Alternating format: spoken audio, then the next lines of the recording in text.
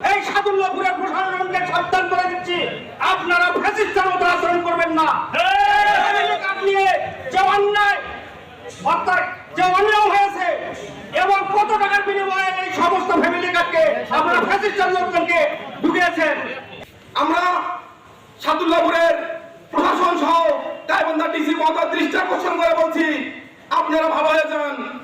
আপনারা পতিত স্বৈরাচার অথবা দেশ বিরোধী গণশত্রুদের পদায়ন বন্ধ করুন। যদি বন্ধ না করেন, সাদুল্লাহপুরের ছাত্র সমাজ সহ সকল পেশার মানুষদের সাথে নিয়ে আপনাদেরকে সাদুল্লাহপুর থেকে প্রতিহত করা হবে।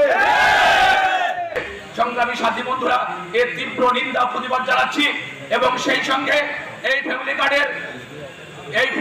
কার্ডের নিয়োগ বাতিল করে পুনরায় নিয়োগ দেওয়ার জন্য সাদুল্লাহপুর থানা প্রশাসন সহ উপজেলা প্রশাসনকে অনুরোধ জানাচ্ছি। এই প্রতারকদের আমরা মানি না, পুনরায় আমরা এই নিয়োগের অনুরোধ জানাচ্ছি।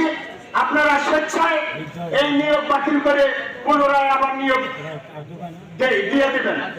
মাননীয় প্রধানমন্ত্রী জনাব তারেক রহমানের নির্বাচনী প্রতিশ্রুতির অংশ হিসাবে এই প্রতিশ্রুতি দিয়েছিল জনগণের কাছে, তারা বাস্তবায়ন আমাদের এই ফ্যামিলি কার্ডের কার্যক্রম।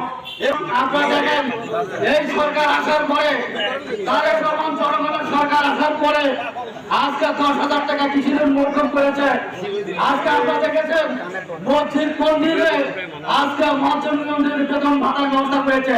এটা কেউ সরকার করেছে, বিগত দিনে কোনো সরকার করে নাই।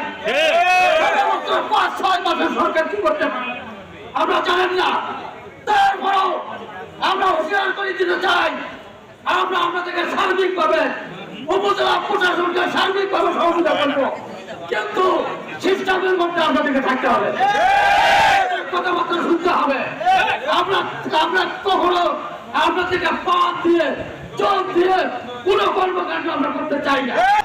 আজকে যে ফ্যামিলি কার্ড আপনারা ফলাফল ঘোষণা করেছেন, আমরা আপনাদেরকে অনুরোধ করবো এবং বিনয়ের সাথে অনুরোধ করবো ইউনো মহোদয়কে, আপনি এই ফলাফল বাতিল করে পুনরায় যাচাই বাছাই করে যাদেরকে দেওয়া যায় এবং এমন কাউকে দেবেন না যারা আমার বিতর্ক আবার করে দিতে হয়, সেই ব্যবস্থা করবেন।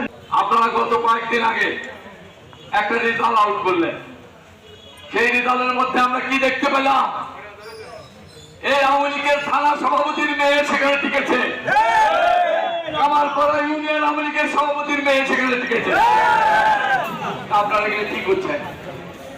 আমরা অনেক কথা শুনেছি, এখানে নিয়োগ বোর্ডে যারা আপনার ছিল তারা একটা বাণিজ্য করেছে, এখানে আত্মীয়তা করেছে, সেগুলো আপনারা দেখলেন না কেন?